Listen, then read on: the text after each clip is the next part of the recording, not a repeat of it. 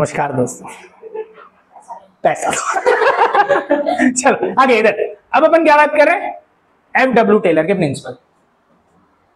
ये दूसरे खिलाड़ी थे जिन्होंने मैनेजमेंट के ऊपर डिटेल दी है, मतलब जिनसे आप चिढ़ना चाहते हो ये वो दूसरे बंदे हैं ठीक है।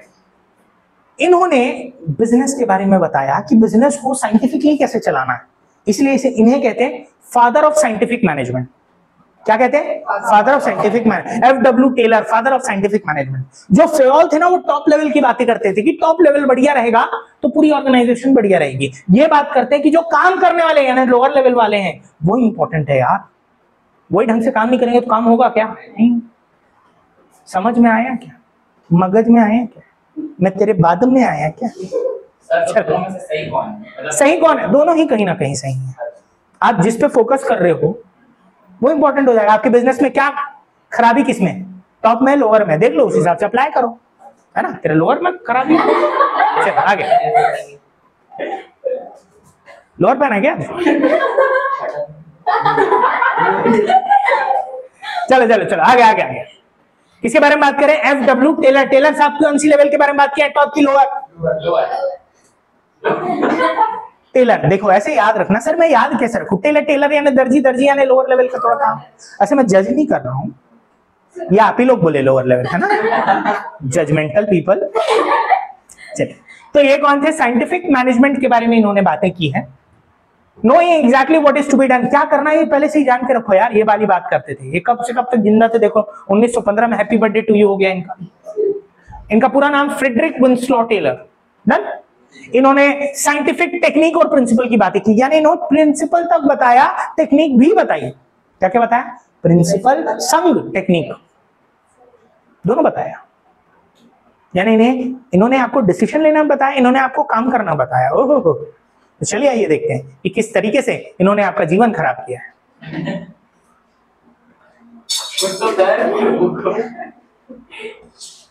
अरे अरे हाँ, नाइस।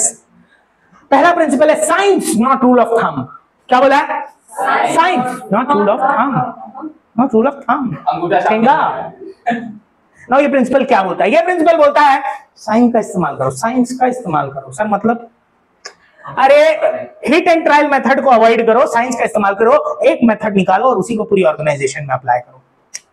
समझ नहीं आना? पता है समझ नहीं, मेरे को भी नहीं आया था पहली बार सुन, ये बोलता क्या है? ये बोलता है अरे एक ऑर्गेनाइजेशन में बहुत सारे काम होते हैं, अगर हर काम में एक अलग अलग मेथड अपनाते रहोगे कि आप बोले, मैं पूछा ये काम को किस तरीके से कर सकते हैं, आप बोले करके देखते ना सबसे, जो अच्छा बाद में जमे।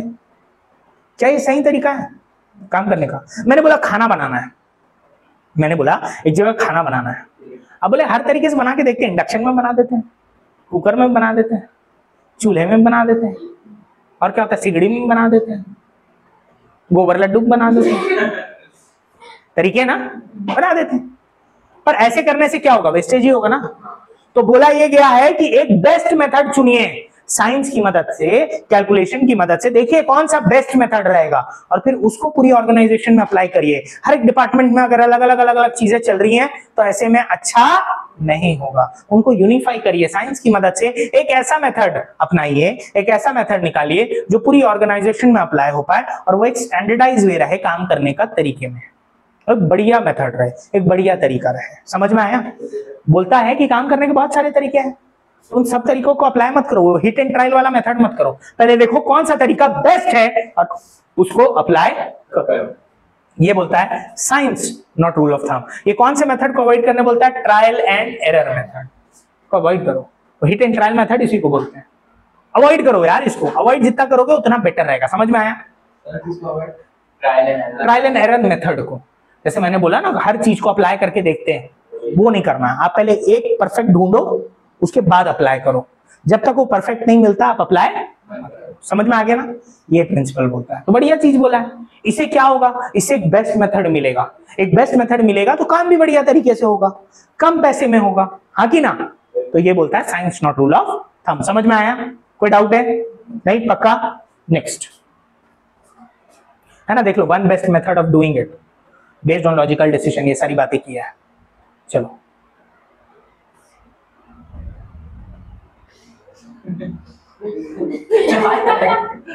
अरे टू को रहने देना भैया, टू पे रहने देना।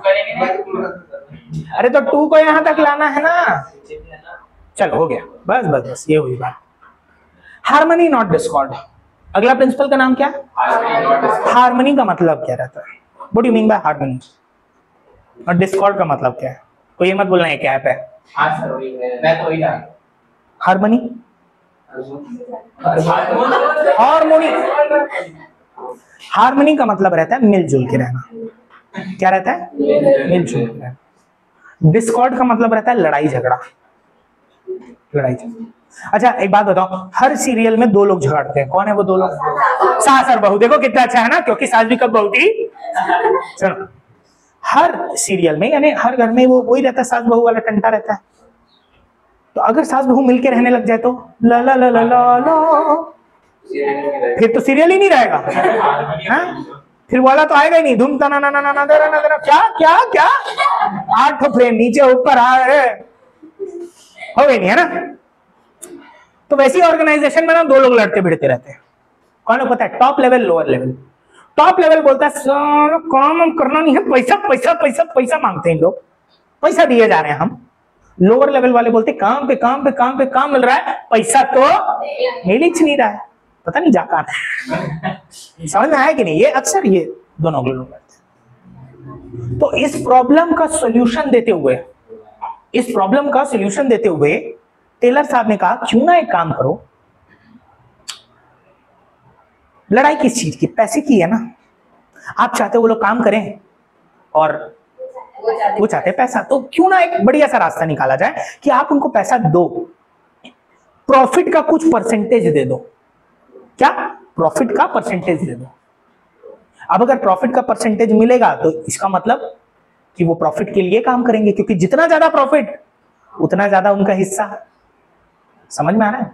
अगर मान लो मैं 10% बहुत ज्यादा होता है पर फिर भी चल 10%, कैलकुलेशन इजी रहे, 10% प्रॉफिट का वादा किया। अगर मान लो कंपनी ने 1 लाख कमाए तो वर्कर का कितना?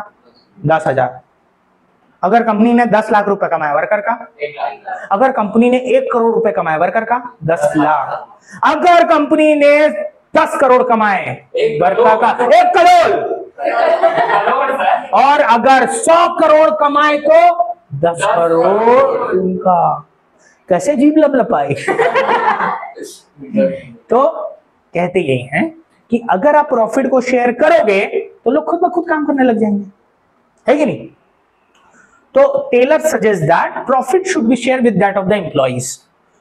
Profit should be share with that of the employees and in return the employ, in return, अब बदले में एम्प्लॉय को भी तो कुछ करना चाहिए, है ना? मतलब काम नहीं, अभी सुनना, काम तो करना ही है उनको। And in return they should be acceptable to change. अगर कोई भी चेंज आ रहा है तो उसको एक्सेप्ट करो, हर बार रिजेक्ट नहीं करो, नहीं ये हमको नहीं चाहिए, स्ट्राइक कर देंगे जा, ऐसा नहीं होना चाहिए। इन रिटर्न उनको भी चीजों को क्या करना चाहिए? एक्सेप्ट करना चाहिए। कुछ मैं कर रहा हूं तुम्हारे लिए तो तुम भी कुछ करो मेरे लिए, गिव एंड टेक वाली बात होनी चाहिए। डन? सही लगा? अच्छा प्रिंसिपल था, लड़ाई झगड़ा खत्म, काम भी होगा क्योंकि अब मैं पैसा दे रहा हूं और प्रॉफिट शेयर कर रहा हूं, तो आप ज्यादा ज्यादा के लिए काम करोगे तो आप काम बढ़िया तरीके से करोगे। और मैं क्या चाहता हूं कि आप मेरी बात मानो तो सुनोगे भी, क्योंकि हम आपको पैसा भी तो दे रहे हैं। हम डन है ना? प्रॉब्लम सॉल्व हो गई। कौन सा प्रिंसिपल? Harmony not Discord. लड़ाई झगड़ा ही खत्म, लो लड़ाई झगड़ा ही खत्म, सास बहू का किच किच पी पी खत्म। डन? सीरियल बंद, अनुपमा कल से ओवर। चलो नेक्स्ट। अगले प्रिंसिपल का नाम है कोऑपरेशन नॉट इंडिविजुअलिज्म। ये प्रिंसिपल हार्मनी नॉट डिस्कॉर्ड की बातों को आगे बढ़ा रहा है, उसी की बातों को आगे बढ़ाते हुए कुछ कुछ और बता रहा है। सर क्या बता रहा है? देखो सिंपल, मान लो 2 बहनें हैं, संजना और पूजा, 2 बहनें हैं। ये दोनों आपस में कभी लड़ती नहीं है। क्या इनके बीच हार्मनी है? बिल्कुल है। लड़ती तो कभी नहीं है। एक दिन क्या हुआ, संजना भाग से गिर गई, घुटना उठना फूट गया, एक दांत निकल गया। संजना रोते हुए पड़ी थी, पूजा उसको देखी और आगे बढ़ गई। क्या ये अच्छा था? नहीं। पूजा को क्या करना चाहिए था? मदद करनी चाहिए थी ना। तो सिर्फ ना लड़ना काफी नहीं है, एक दूसरे की मदद भी करनी चाहिए। यही प्रिंसिपल ये बोलता है, कोऑपरेशन नॉट इंडिविजुअलिज्म। मदद करो यार एक दूसरे की, कोऑपरेट करके चलो, मदद करो। मदद कैसे होती है? मदद कैसे होती है? चलो तुम मेरी मदद करो, मैं तुम्हारी मदद करूंगा, वाली बात है। अब कैसे मदद करो? तो इसमें बोलता है कि वर्कर को वर्कर को मदद करने बोलो। कैसे? आप उनको इन्वॉल्व करो डिसीजन मेकिंग में। मैनेजमेंट वर्कर्स को इनवाइट करना चाहिए कि आओ आप भी डिसीजन मेकिंग में हेल्प करो, आप भी डिसीजन कोई अच्छा हमको बताओ, फ्रूटफुल सजेशन दो जो हमारे काम आए। अगर आपका कोई भी सजेशन यूजफुल हमको लगेगा ना तो हम आपको रिवॉर्ड करेंगे। क्या करेंगे? रिवॉर्ड करेंगे, कंपनसेट करेंगे। थोड़ा बहुत इनिशिएटिव जैसा लग रहा है, प्रिंसिपल ऑफ इनिशिएटिव, पर याद रखना इनिशिएटिव में वर्कर खुद से आते थे, खुद से आते थे। मैनेजमेंट को अगर वो सजेशन अच्छा लगता था तो मैनेजमेंट उनको पैसा देता था, बट यहाँ पे कॉर्पोरेशन और इंडिविजुअलिज्म में हम उनको बुलाएंगे, यानी मैनेजमेंट उनको बुलाएगा कि आइए आप भी डिसीजन मेकिंग में इन्वॉल्व होइए, आप भी डिसीजन लेने में हमारी मदद करिए, फ्रूटफुल सजेशन दीजिए, और अगर आपका सजेशन अच्छा लगता है तो हम आपको बदले में रिवॉर्ड भी करेंगे। कोई दिक्कत है तो पूछिए। समझ में आया? क्लियर है? पहला प्रिंसिपल अपन ने क्या बात किया? Science not rule of thumb. ये क्या बोलता है? One best way should be there to complete the work and it should be calculated with the help of scientific calculations. Done? No hit and try. Second principle क्या बोलता है? Harmony, there should be complete harmony and how can it be achieved? By sharing the gains with that of the employ, by sharing the gains with that of the employee, and in return the employee should accept changes. Third one, cooperation not individualism. It is an extension of the principle of harmony not discord. Extend करते हुए बातें कर रहा है। Sir क्या बात कर रहा है? बोलता है the worker should be invited by the management into the decision making process. They should give fruitful suggestions, and if that fruitful suggestion is there, then management should give them compensation accordingly. समझ में आया? And उनको reward वगैरह देना चाहिए। कोई दिक्कत है क्या? तीनों में अगर कोई भी प्रॉब्लम है, समझ नहीं आया, डाउट है तो पूछिए, नहीं है तो फिर अपन आगे बढ़ेंगे। काम करने के बहुत सारे तरीके हैं, सब तरीकों को ट्राई करके मत देखो, पहले कोई भी बेस्ट तरीका निकालो, उसके बाद आपको अगर मोबाइल खरीदना है तो 4-5 मोबाइल मंगवाते हो क्या? एक ही मंगवाते हो ना? कैसे मंगवाते हो? सबसे पहले YouTube पे जाते हो, scratch test, bend test, water test, tyre के नीचे आ गया टेस्ट, जेब से गिर गया टेस्ट, करते हो ना? कैमरा टेस्ट, फ्लाईओवर टेस्ट, जो करते हो ना, फिर आपको जो बेस्ट लगता है आप उसको बोलते हो ओके डन, इसी को फाइनल कर। फिर आप वहां पे बोलते हो कोई कूपन कोड है तो बता। समझ में आ गया ना? क्लियर है? So at the end you are selecting a particular product. उतनी कैलकुलेशन करने के बाद तो वही तो बोलता है science not rule of thumb. भैया एक मेथड ढूंढो और वो अप्लाई करो, ये नहीं कि सबका सब काम करे जा रहे हो। Done? Okay, next one, development of workers to their greatest efficiency and prosperity. Development of workers to their greatest efficiency and prosperity, इसको समझने के पहले ना एक छोटी सी कहानी सुनिए। मैंने 4 को सिलेक्ट किया, 4 जानवरों को सिलेक्ट किया, हाथी, बंदर, चिड़िया, मछली। क्या क्या? हाथी, बंदर, चिड़िया और अब ये चारों को बोला आप में वो बेस्ट है जो जल्द से जल्द पेड़ चढ़ जाएगा। हाथी देखने लग गया, हाथी चढ़ पाएगा पेड़? बंदर रपरपा के चढ़ गया, चिड़िया उड़ उड़ के चढ़ गई, मछली नीचे डांस करते रह गई ये। क्यों? क्योंकि वो तो चढ़ नहीं सकती। तो मछली और हाथी तो हमेशा अपने आप को क्या मानेंगे? गधे मानेंगे कि हम तो ये काम नहीं कर पाए। पर क्या वो काम उनके लायक था? यही होता है एक ऑर्गेनाइजेशन। वर्कर कुछ और कैपेबिलिटी रखता है, आप उसको कुछ और जगह झोंक देते हो। अरे वर्कर का दिमाग बहुत तेज है, शरीर से कमजोर है, प्रज्वल मान, दिमाग भयंकर तेज है, शरीर से कमजोर है, धक्का मार तो मर जाएगा, कल रेस्ट इन पीस लिखवाना पड़ेगा। पर दिमाग उसका एकदम तेज है, तो उसको कहां लगाना चाहिए? प्रोडक्शन डिपार्टमेंट में कि प्लानिंग डिपार्टमेंट में? समझ में आ रहा है ना? तो ये बोल रहा है पहले आप एक वर्कर की फिजिकल एंड मेंटल कैपेबिलिटीज को जानिए, to know the physical and mental capabilities of the workers, and then the work should be allotted to him so that he can prove to be an asset rather than a liability. आप पहले उसको जानो, पहचानो, उसके बाद काम दो, ताकि उस काम को कर करके वो आपके लिए एसेट बन जाए। और आप उसको बिना जाने कोई भी काम पकड़ा दोगे तो हमेशा सोचते रहेगा ये काम मेरे लायक नहीं है, और वो आपके ऑर्गेनाइजेशन के लिए बोझ बन जाएगा, जिसको एक दिन आपको भगाना पड़ेगा। मैं क्या करूंगा प्रज्वल? दबंग दबंग। समझ में आया?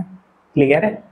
तो इसीलिए any organisation should focus upon the development of workers. देखो कहानी दी गई है पूरी, स्किल वगैरह ट्रेनिंग वगैरह उनको देना चाहिए। तो वही बोल रहा है पहले जानो, उसके बाद सारी काम दो, ट्रेनिंग दो, उस हिसाब से है ना। मेंटल और फिजिकल क्वालिटीज पता करो, उसके बाद ही काम अलॉट करो। क्लियर है? So that worker can turn out to be an asset rather than a liability. कोई दिक्कत? 4 प्रिंसिपल इन्होंने दिए, चारों क्लियर है कि नहीं क्लियर है? एकदम जबरदस्त, पक्का? कहीं कोई डाउट? ये इन्होंने क्या दिया? प्रिंसिपल्स दिया कि आप काम बेहतर तरीके से कर पाए। अब अगला इन्होंने टेक्निक दी। क्या दी? टेक्निक। काम करने का तरीका। अभी तो डिसीजन लेने की बात प्रिंसिपल्स में होगा, अब अपन बात करेंगे काम करने का तरीका। That is called technique. That is called what? समझ रहे हो ना? टेक्निक, तरीका। देख रहे हो ना? हाँ, बस माय माइंड इज वेरी। चलो, टेक्निक में जो सबसे पहला नाम है दैट इज फंक्शनल फोरमैनशिप। क्या बोला? क्या? Functional foremanship. सर अब ये क्या होता है? काम करने का तरीका है। इसमें पूरी ऑर्गेनाइजेशन को बोला गया पहले आप 2 डिपार्टमेंट में बांट दो। कितने डिपार्टमेंट में बांट दो? इसका एक डायग्राम भी होगा, थोड़ा ऊपर करो तो बेटा। ये देखो, थोड़ा सा ऊपर। अबे नीचे करना, इतना बस बस। लेंडी और आप इधर। फैक्ट्री मैनेजर बोलता है ये पूरी ऑर्गेनाइजेशन है, मान लो चाहे पूरी ऑर्गेनाइजेशन। पहले पूरी ऑर्गेनाइजेशन को तो अपन 2 भाग में बांट लेते हैं, एक सोचने वाला, एक काम करने वाला। एक जगह प्लानिंग डिपार्टमेंट, एक जगह प्रोडक्शन डिपार्टमेंट। ठीक है? प्लानिंग इंचार्ज, प्रोडक्शन इंचार्ज लिखा है, बस समझ लो। Planning department and production. Done. यही तो होता है ना एक ऑर्गेनाइजेशन में, यही होता होगा। एक डिपार्टमेंट रहता होगा जो सिर्फ सोचता है, एक डिपार्टमेंट रहता है जो काम करता है। बांट दिया मैंने। अब ये टेक्निक बोलता क्या है? देखो, काम अगर आपको करना है ना तो 8 बॉस एक टाइम पे वर्कर को ऑर्डर देने चाहिए। कितने? 8 बॉस। 8 बॉस। अब ये देखो, टोटल अपोजिट बात करता है। किसके अपोजिट बात कर रहा है? यूनिटी ऑफ कमांड की। यूनिटी ऑफ कमांड क्या बोलता था? एक टाइम पे एक बॉस एक ही ऑर्डर देगा। ये बोलता नहीं एक टाइम पे एक नहीं, 8 बॉस लोग ऑर्डर देंगे। 4 ठो प्लानिंग वाले, 4 ठो प्रोडक्शन वाले, सब मिलके किसको ऑर्डर देंगे? वर्कर्स को। समझ में आया कि नहीं? डन। पर पहले पूरी ऑर्गेनाइजेशन का आप 2 हिस्सों में बांटोगे, प्लानिंग एंड एग्जीक्यूशन। प्लानिंग का मतलब सोचने वाला डिपार्टमेंट, एग्जीक्यूशन यानी प्रोडक्शन डिपार्टमेंट, काम करने वाला। डन। समझ में आया यहां तक? अब बोलता है, अच्छा ये प्रिंसिपल समझ में आ गया ना क्या है? अब ये प्रिंसिपल ऐसा क्यों बोल रहा है? क्योंकि वर्क डिवाइड होना चाहिए, यानी ये based at what the principle of division of work. Division of work क्या बोलता था? काम को बांट दो। तो पूरा जो डिसीजन लेने वाला काम है देखो बढ़ गया, इतने लोगों के बीच बढ़ा कि नहीं? ये सारे क्या है? बॉस है इन लोग, तो अलग अलग काम कर रहे हैं। डन। तो it is based on the principle of division of work, based on the principle of, but it is totally against the principle of unity of command. Unity of command के खिलाफ है ये टेक्निक। ये technique unity of command के खिलाफ है, but ये technique किस पे बेस्ड है? Division of work. समझ में आया? ये टेक्निक पूरी ऑर्गेनाइजेशन को कितने भाग में बांटती है? 2 भागों में। क्या क्या? Planning and. ये टेक्निक बोलती है एट ए टाइम कितने बॉस लोग ऑर्डर देने चाहिए? 8 बॉस, इसलिए इसका नाम है 8 बॉस सिस्टम। क्या नाम है? 8 बॉस सिस्टम या फंक्शनल फोरमैनशिप। दोनों में जो बोलना है वो बोलो। तेरे घर का नाम क्या है? क्या बोलते हैं? घर का नाम है घर, बाहर का नाम बाहर। बाहर का नाम बाहर। Nice nice. डंडा लगा खड़े पीछे। चलो आगे बढ़ते हैं। सो मन मर्जी है, उनको अच्छा लग रहा हो, ठीक है आगे बढ़ते हैं। 8 बॉस है। कितने बॉस है? 8 बॉस है। चलो हमारे शिव जी को समझ में आ रहा है। सो पहला है हमारा इंस्ट्रक्शन कार्ड क्लर्क। अच्छा कभी जिम गए अपन? जिम गए? जिम गए? लड़कियां फोटो खिंचाने जाती है ना। हाँ आज का आज का वर्कआउट डन है ना? नहीं ऐसा नहीं, ऐसा नहीं है, लड़कियां भी जाती हैं टाइम वेस्ट करने। हाँ खेलने गई थी पोसंपा, भाई पोसंपा कर रही थी क्या वहां? चलो इंस्ट्रक्शन कार्ड ला। तो जैसे ही आप वहां जिम के अंदर जाते हो, अगर आप कुछ भी आए बाय, मान लो सामने वाला आपको बाइसेप मारने बोला, आप नीचे लेट गए और ऐसे से कर रहे हो, क्या सही कर रहे हो? गलत कर रहे हो ना। सामने वाला आपको पैर का एक्सरसाइज करने बोला, आप उल्टा लेट गए और पैर को बस ऐसे उठा रहे हो, आहा वाह एक्सरसाइज। सही है क्या? नहीं है ना, तो गलत कर रहे हो। तो आपको आके बताएगा ना, बे भाई मेरी बातें सुनो, मैं जो इंस्ट्रक्शन दे रहा हूं उसको फॉलो करो, काम के दौरान यानी अपने वर्कआउट के दौरान, है ना, कुछ अगर बाइसेप वगैरह पे एक्सरसाइज करना है तो डंबल डंबल उठाओ, कुछ इस तरीके से मूवमेंट करो, तब जाके कुछ बनेगा, बताएगा ना। वैसे काम के दौरान आपको एक बॉस इंस्ट्रक्शन देता है कि काम के दौरान क्या क्या चीजों का ध्यान रखा जाए, उसको बोलते हैं इंस्ट्रक्शन कार्डलर। यानी ये आपको बताता है काम के दौरान वाला इंस्ट्रक्शंस की क्या क्या चीजों को आपको फॉलो करना है। जैसे बोल देंगे ना, आप घर में खाना बना रहे हैं तो मम्मी पीछे से खड़े होकर बताती है ना कि ये करें या ना करें, है ना। मान लो हमारी गोपी बहू निकली, पहले बढ़िया वो उसको काट ली, क्या बोलते हैं वो लेडी फिंगर को हिंदी में क्या बोलते हैं, भिंडी, भिंडी को काट ली, उसके बाद धो रही है तो फिर तो पूरा झका नका झिक हो जाते हैं, है ना। तो उससे पहले क्या करते हैं, उसको पहले ही धोते हैं, किससे, सर्फ एक्सेल से ना। सर्फ एक्सेल से नहीं धोते, ये बोल रही है विम से धोते हैं। हाँ ठीक है, मतलब नॉर्मली धो के फिर काट के फिर सब्जी, है ना। कौन सी, भरवी भिंडी, भरवी बोल रहा हूँ, भरवी भिंडी। चलो आ गया, क्लियर है, इंस्ट्रक्शन कार्डलर क्लियर है। ये क्या देगा, इंस्ट्रक्शन, काम के दौरान पे क्या क्या चीज फॉलो किया। रूकलर, ये गुस्से साथ ही आपको बता देता है कि आज का आपका काम क्या है, आज का आपका रूटीन क्या है। जिम में अपन जाते हैं, अपन पूछते ना सर आज क्या, वो बोलता है बाइसेप करो, ट्राइसेप करो, या जो भी लेग डे जो भी, तो वो आपको बताता है ना। वैसे ये रूटीन लगे, गुस्से के साथ आपको आपका डेली रूटीन बता देता है कि आज आप क्या करने वाले हैं। आज आप ब्लास्ट फर्नेस में जा रहे हैं तो फिर ये बोलेगा कि भाई कपड़ा वपड़ा पहन के जाना, ध्यान रखना कोई भी नीचे रसना नहीं बह रहा है, वो लावा है ना। समझ में आ रहा है, दोनों काम क्लियर है। ये डेली काम बताएगा, ये काम के दौरान क्या क्या करना चाहिए ये बताएगा। Done, clear. Next, time and cost clerk, ये बताता है कि कितने समय में और कितने खर्चे में आपका काम कंप्लीट हो जाएगा, कितना समय और कितना खर्चे में आपका काम कंप्लीट हो जाएगा। इसको क्या बोलते हैं, टाइम एंड कॉस्ट क्लर्क। कोई दिक्कत। अगला वाला डिसिप्लिन एरिया में, अब इतने लोग काम कर रहे हैं तो कोई ना कोई डिसिप्लिन वाला भी तो रहना चाहिए ना, जो ये देखे कि प्रॉपर डिसिप्लिन मेंटेन्ड है या नहीं। क्योंकि अगर इन लोग बहके तो फिर सब बहके, है ना। चलो अगला, अगले बॉस की तरफ जाते हैं। अब अगला बॉस किधर पहुंच गए अपन, प्रोडक्शन। ये प्लानिंग खत्म हो गया ना, प्लानिंग में इतनी थी। प्रोडक्शन में सबसे पहले आता है गैंग बॉस, स्पीड बॉस नहीं आता, गैंग बॉस। गैंग बॉस की रिस्पॉन्सिबिलिटी रहती है सारा सामान अरेंज करके दे, सारा सामान अरेंज करके दे। जैसे मानो प्रज्वल आगे आ रहा था, पूजा आगे आ रही थी, प्रज्वल और पूजा टकरा गए। प्रज्वल बोला ए उतने में पूजा फाड़ फाड़ तीन चिपका दी। प्रज्वल बोला रुक, तेरे को मैं बाहर बताऊंगा। तो बोलते बाहर क्या, यहीं पे फाड़ फाड़ फाड़ तीन चिपका। प्रज्वल ले दे के भागा। प्रज्वल फिर भी बोल रहा था बाहर मिल। तो पूजा तुरंत अपने लेडी मेंबर गैंग को कॉल लगाया, हेलो रे ए नैया चप्पू लेके आ, आज एक का चप्पू खोलना है। इसको बोली बैट लेके आ रे, क्या बैट बॉल खेलेंगे क्या, अरे नहीं, है ना। उसको बोली हॉकी लेके आ रे, हॉकी नहीं खेलूंगी, अरे मारना है। सब लेके लोग बाहर खड़े हो गए, फुल माहौल, फील्डिंग सज गई है। प्रज्वल किया ना कि बाहर निकले, ओहो फिर तो देखो दे दंगल दंगल। अब प्रज्वल जो है बेचारा सीधा साधा अपना, कोई जाके ना ये बात टीचर को बता दिया, तो टीचर बोला सुलह हो जानी चाहिए, तो दोनों को बुलाया। ये सॉरी बोला पूजा को, पूजा मान गई, बोली ये पहले ही बोल देता, क्या बाहर मिल कर रहा था, ठीक है।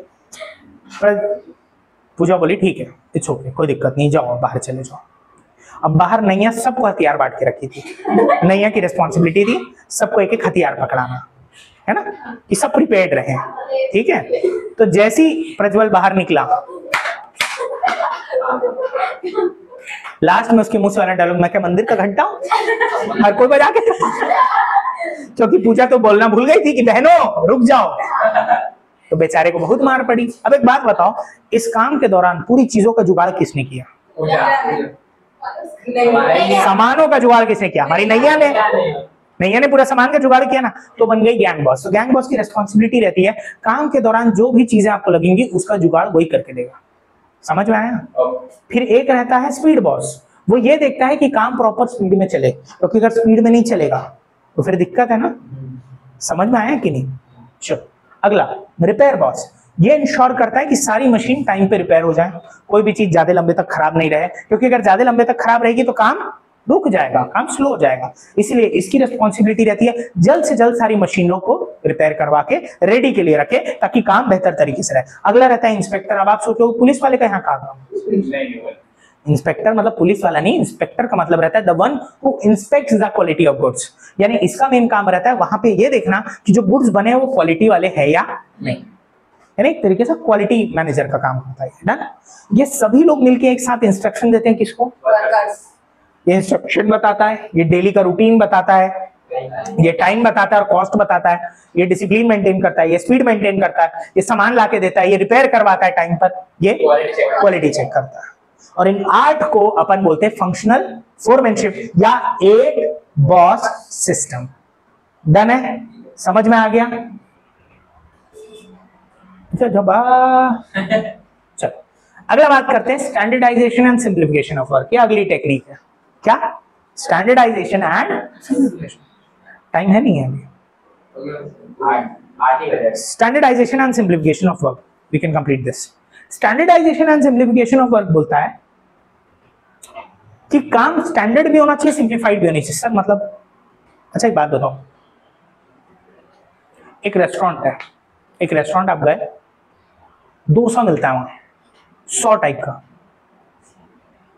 मसाला डोसा, सादा डोसा, डोसा डोसा, रॉकेट डोसा, रॉकेट डोसा, डोसे का बच्चा डोसा, डोसे के अंदर पोहा, पोहे के अंदर डोसा, चाउमीन डोसा, छोले भटूरे डोसा, पनीर डोसा, मोमोज डोसा, डोसा का मोमोज, 100 टाइप का। समझ गया ना? समझ गया ना? चलो अगर इतनी सारी वैरायटी, तो एक बात बताओ, क्या आपको बहुत जल्दी जल्दी ऑर्डर्स आएंगे? मतलब आप अगर उस रेस्टोरेंट में जाके बैठे, अगर 4 लोग भी अलग अलग ऑर्डर कर दिए तो उनका बनने में टाइम लगेगा, फिर आने में टाइम लगेगा, फिर आपको खाने में। ऐसी एक रेस्टोरेंट है, इमेजिन करो, जहां पे बहुत सारे मेन्यू हैं। मेन तो कौन क्या क्या खाते हैं? आप एक बात बताओ, डोसा जाते हैं तो मेन क्या खाते हैं? कट पीस डोसा खाएंगे, मसाला डोसा खाएंगे, तो सादा डोसा खाएंगे, यही मेन रहता है ना। इसके अलावा कुछ रहता है क्या? नहीं। इसके अलावा सब फालतू चीजें आप जबरदस्ती के बना के रखे हो, उनके कारण टाइम भी वेस्ट होता है और लोग भी डिससेटिस्फाइड होते हैं कि नहीं होते हैं? आप अगर जाके रेस्टोरेंट में बैठे हुए हो, मान लो आप बोले भाई ला दे यार ऑर्डर, सब्जी लेके आया, आप सब्जी खा गए, बाद में रोटी लेके आया, बोले मैं इसको कैसे खाऊं, सब्जी मंगाए, सब्जी जब तक आया आप रोटी खा गए। दिक्कत है ना? हुआ है ना ऐसा कभी ना कभी, है ना? तो वो रेस्टोरेंट से आप चिढ़ जाते हो, फिर वहां जाने का मन नहीं करता। तो इसके लिए एक टेक्निक लाए, सिंप्लीफिकेशन। सिंप्लीफिकेशन बोलता है देखो बहुत सारी ना अननेसेसरी वैरायटी मत क्रिएट करो जिसको कोई पूछता ही नहीं है, जो चल नहीं रहा ना उसको बंद कर दो, कम से कम वैरायटी रखो यार ताकि मैनेज कर पाओ। To remove the unnecessary varieties of a product, that is called simplification. समझ में आ गया? देखो ना आईफोन क्या करता है, नया लॉन्च करता है तो पुराना डिसकंटिन्यू कर देता है। बड़ा साले को मैं नहीं जानता, बड़ा मजा है वो पुराना वाला। क्यों करता है वो? हाँ ना, समझ में आ रहा है ना? तो उससे क्या फोकस प्रॉपर जगह रहे। 10 वैरायटी खोलना अपना काम नहीं है, अपना काम है कम करो पर बम। समझ में आया ना? सिंप्लीफिकेशन। डन। तो ये बोलता है एलिमिनेशन अननेसेसरी वैरायटी। समझ गया ना? डन। बाकी कहानी दी हुई है, समझ गए। चलो अगला स्टैंडर्डाइजेशन। ऊपर ही भाई, ऊपर ही है, मैं नीचे वाला बताया था, बड़ा भावुक हो जाता है ये। स्टैंडर्डाइजेशन। एक बात बताओ, कितने बार ऐसा हुआ है रेस्टोरेंट में किसी को लेके गया, भाई यहाँ का खाना, अरे रे रे रे तू एक खाएगा जन्नत दिख जाएगी यार, अबे मर जाऊंगा। अरे नहीं यार, इतना जबरदस्त, इतना जबरदस्त, इतना जबरदस्त, हो भाई मजा ही आ जाएगा। कितने बार ऐसा हुआ है? और जिस दिन लेके गए उसी दिन साला घटिया बना देता है, वो दोस्त गाली देता है, ऐसा गाली देता है, ये तेरा जन्नत है, हालत साले तेरे जन्नत है। होता नहीं होता? हुआ है ना, कभी ना कभी हुआ है। तो अगर ऐसा होगा तो आप क्या उस रेस्टोरेंट पे भरोसा करोगे? नहीं ना। तो अगला इसीलिए टेक्निक आई है स्टैंडर्डाइजेशन, यानी आपको एक स्टैंडर्ड मेंटेन करना चाहिए। अगर आप एक स्टैंडर्ड मेंटेन नहीं करोगे, होमोजीनियस प्रोडक्ट नहीं बनाओगे, एक जैसा प्रोडक्ट नहीं बनाओगे, तो आपकी वैल्यू मार्केट में कोई भी नहीं करेगा। So therefore work should be standardised, एक जैसा होना चाहिए।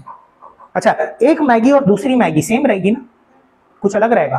पता चला एक पैकेट खरीदे उसमें मैगी है, एक पैकेट खरीदे फाड़ के देखे अंदर यिप्पी निकल गया, ओह ऐसा होता है क्या? नहीं भाई, दोनों में मैगी रहेगा, दोनों में टेस्ट मेकर रहेगा। समझ में आ रहा है नहीं आ रहा है? तो दोनों स्टैंडर्डाइज प्रोडक्ट रहते हैं, सेम प्रोडक्ट रहते हैं, कुछ भी अलग होता है क्या? नहीं। तो यही बोल रहा है कि अगर कोई भी आप बिजनेस कर रहे हो उसमें आपका प्रोडक्ट स्टैंडर्डाइज्ड, वर्क स्टैंडर्डाइज्ड होना चाहिए। समझ में आया?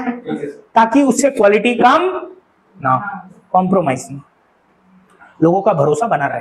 तो इसमें बोलता है अननेसेसरी वैरायटी को हटा दो, इसमें क्या बोलता है स्टैंडर्ड मेंटेन करो। क्लियर है? डन। तो आज के लिए इतना ही, धन्यवाद।